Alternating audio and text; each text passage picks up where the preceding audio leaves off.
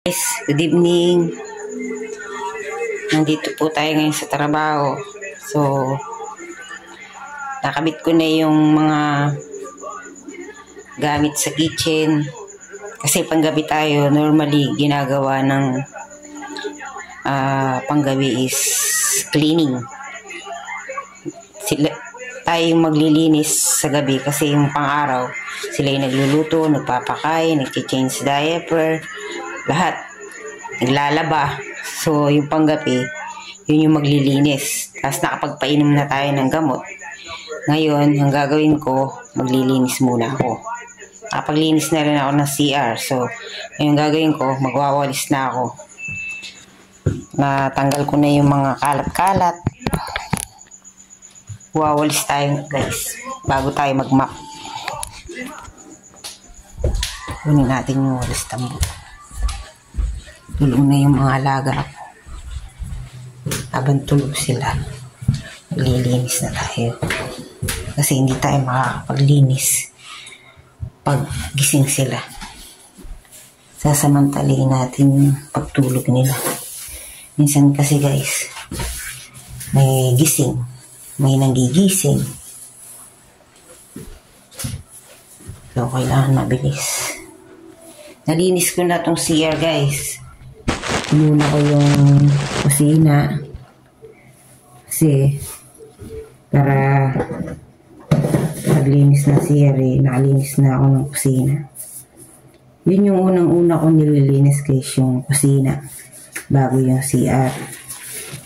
Gusto ko kasi mawakan ko muna yung kusina bago CR kasi syempre madumi yung CR, di ba? So, tapos na yung kusina, tapos na yung CR, walis na lang, tsaka mop.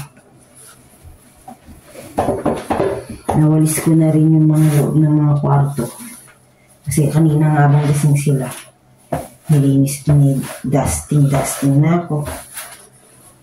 Nagwalis na ako sa loob ng mga kwarto. Sa labas naman ako, guys. Pasensya na ako ng mag-isa nagbibideo. Medyo malikot yung camera. Yung mga tulog sila.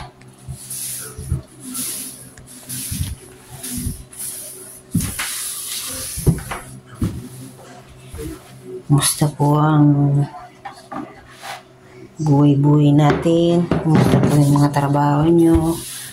Kumusta po yung lahat?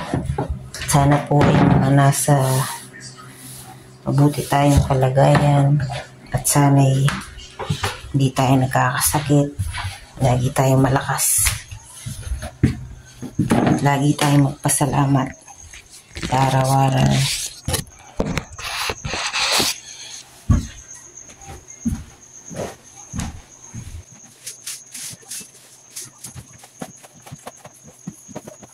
Bang tulog sila, guys. Tilinis tayo.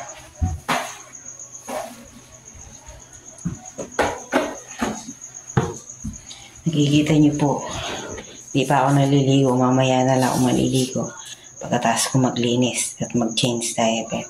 Pagkatapos natin maglinis, mag-change diaper tayo ng 10 o'clock. Kasi na-check ko na sila, na-change diaper ko na sila kaninang 7:30. After 7:30, 10:30, papalitan ko sila. So, after 10:30, 10:40, out ko na.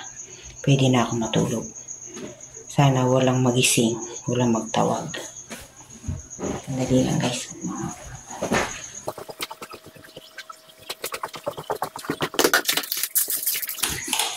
Ito yung normal na ginagawa ng panggabi, guys. Yung naglilinis. Kasi yung pang umaga maraming ginagawa. Mga nagluluto yan, nagpapakain, naghugas ng plato, naglalaba. Yung mga bisita dumadating, nag-change diaper. Lahat. Yung panggabi, medyo okay pa kasi maglilinis lang. Papainom lang ng gamot. Habang tulog, tapos chinecheck mo sila every hour. Kailangan na check mo sila. Make sure na chinecheck mo sila. Kasi minsan yung iba, meron naglalakad. Biglang bababa, baka mahulog sila. Kasi responsibilidad natin sila. Kaya yun yung ano lang sa panggabi yung kailangan. Lagi mo silang titignan.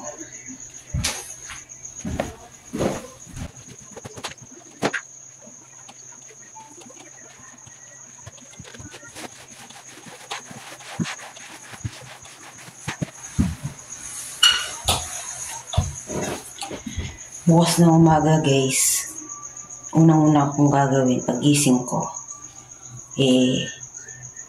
te-temperature natin sila, blood pressure, pulse oxygen. After that, isa lang kasi yung hospice, gagawin ko yun, body bath lang sa bed, yung 4 ay yung 5, maliligo yun, papaliguan ko yung 4. Mas komportable ako kasing magpaligo kaysa sa bed. Pag sa bed kasi natatagalan ako. Conforme sa inyo kung ano yung mas magaan para sa inyo. Kasi para sa akin, mas magaan na paliguan sila dalhin sa CR. Kasi doon ako mas mabilis. Tsaka mas sila na mabango sila, fresh. Yung doon. Masarap sa pakiramdam sa kanila na nakapaligo sila araw-araw. Araw-araw yun yung guys yung ginagawa ko, yung pinapaliguan ko sila. Mas gusto ko kasi yung ganun, yung naliligo sila araw-araw. Yung iba kasi nagpapaligo sila pero 2 lang or 1. Ako, yun yung gusto ko. Sa akin yun. Kasi kung ano yung mas komportable kayo, dun kayo. Ako dun. Kaya ako, mas gusto kong nagpapaligo. Tapos mabango sila. Kesa sa mag-iilamos lang sila sa lid. Papalitan mo sila araw-araw. Iba kasi naliligo guys. Tapos, matagal yung buhay nila. Matagal yung buhay nila, hindi mabigat yung katawan nila kasi napapaliguan sila araw-araw.